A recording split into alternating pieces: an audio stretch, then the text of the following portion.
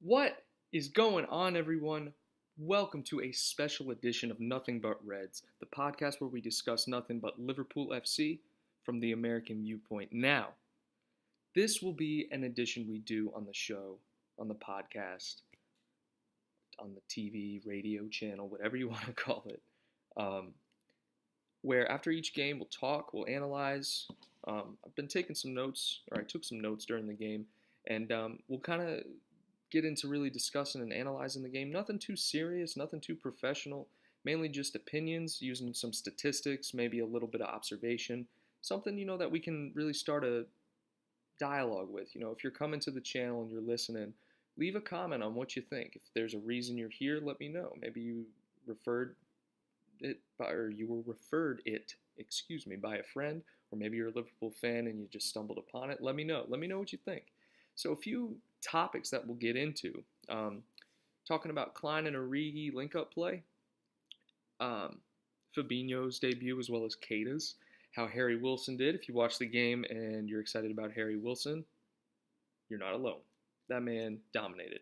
Now, also getting to Sturridge, Ryan Kent, and then also looking at Keita and then Ings. Now, if you notice a common theme with all of this, most of these people, if not all, scored a goal.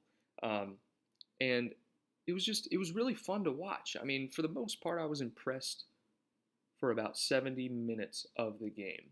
I'd say the first 10 minutes, we're kind of getting our feet under us, kind of rusty, not completely fit. And we kind of fed into the game a little bit between the 10th and 30th minute. We looked pretty good. There were some rusty touches, maybe some people just kind of getting back into the rhythm of playing soccer every day. Three people I want to talk about within that time frame. So the link-up play early between Klein, Origi, and Solanke was great. I think the link-up play was awesome. Klein looked like a player who not only was fighting for a first-place spot, but he also was exemplifying what kind of player is. I mean, I feel like as fans, we've forgotten Klein as a player. He's our first-team center back. We've been so caught off guard by how good Trent Alexander-Arnold has been that we have forgotten Nathaniel Klein is an excellent right back, right? And the only reason he's not in the England squad right now in the semifinals of the World Cup is because he was injured for nearly a whole entire season. He played excellent today. I mean, I love Klein. I think he's quick. I think he can defend. He can get forward and get back on a dime. He had good link-up play with Origi. Now, Origi's touch looked a little rough, if you noticed. He had about 2 or 3 chances early where he couldn't get the ball out of his feet, or the defender kind of stepped in, made a good tackle at the last second. There was that one on the breakaway where he thought he was fouled, and clearly wasn't. He should have just ripped that. I mean, he was outside the box. I know he was trying to dribble in to get a little bit of a better angle or maybe a better shot, but the keeper's coming out. You have a man on. You need to get that shot off.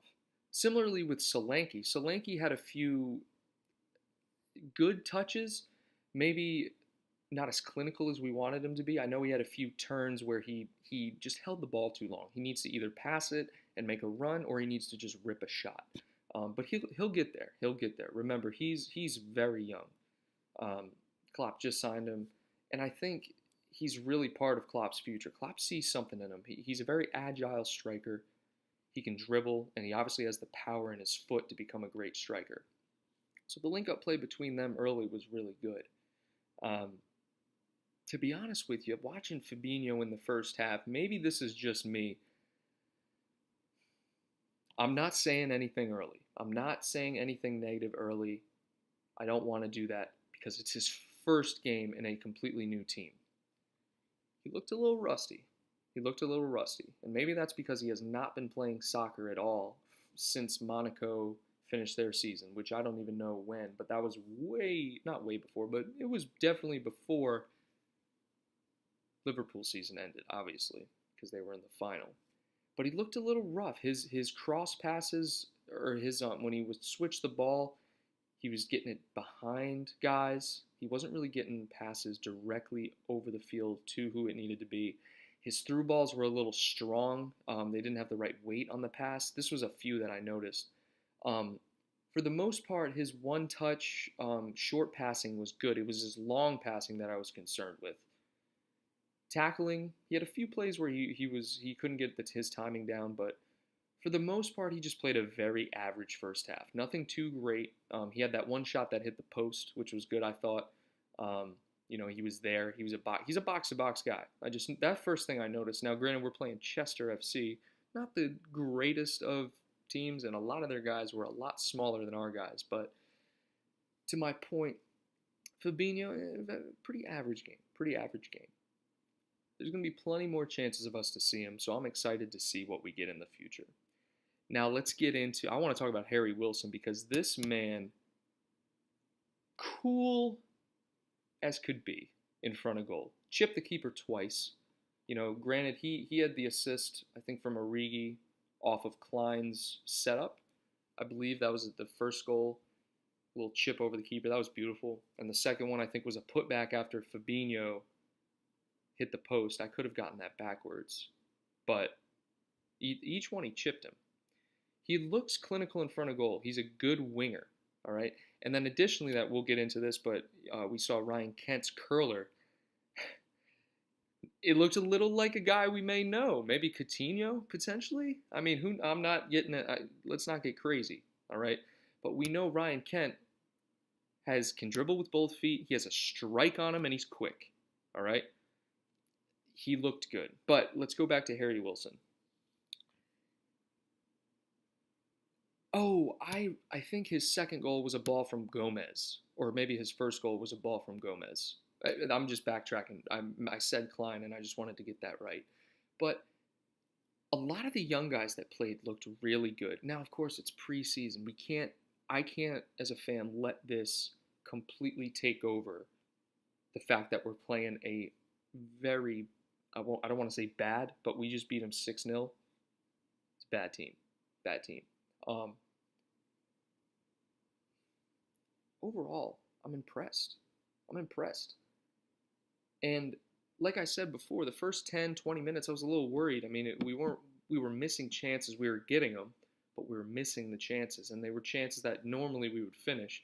But then once I reminded myself we don't have our front three in there, obviously we have a completely new front three, I kind of felt better about it, especially because we were making considerable amounts of chances and we just weren't finishing. So that's kind of another thing. Daniel Sturridge, clinical finisher as always. What do you guys think about Daniel Sturridge? I mean, do you honestly think that if he stays fit, he could be a key pin in Klopp's side? I mean, honestly, I think I love Sturridge. I don't know anyone who doesn't like Daniel Sturridge. But the man, for the life of him, cannot stay healthy. And I think that frustrates Klopp more than anybody. And I get pretty frustrated by it. But let me know what you think about that, because he's a clinical finisher as always. He had that great finish, the great shot fake, and then just curled it right around the keeper, although the keeper did get a hand on that one. Talked about Kent, screamer, good one. And then Keita, moving into kind of the second half. I didn't pay as much attention in the second half because we were already up by a lot, but I mean, Keita looked amazing. I mean, defensively, on the ball, quick feet. His balance is unbelievable. I mean, the man, it's like he sees everything in slow motion. He had a few great touches to get players into the box. He's another box-to-box guy. He looked amazing, all right? He looked really good. And I'm excited because he looked like the same exact player we saw in those highlight clips. And I just can't wait to see him link up with some of our front three. I think, based on what I saw today, that stuff's going to get... We're going to be a deadly side, and we're already a deadly side. But and then of course Ings' goal to finish it off. Thank God. I feel so bad for that guy because I really like Danny Ings, and you heard Klopp say in some of the videos he's a clinical finisher.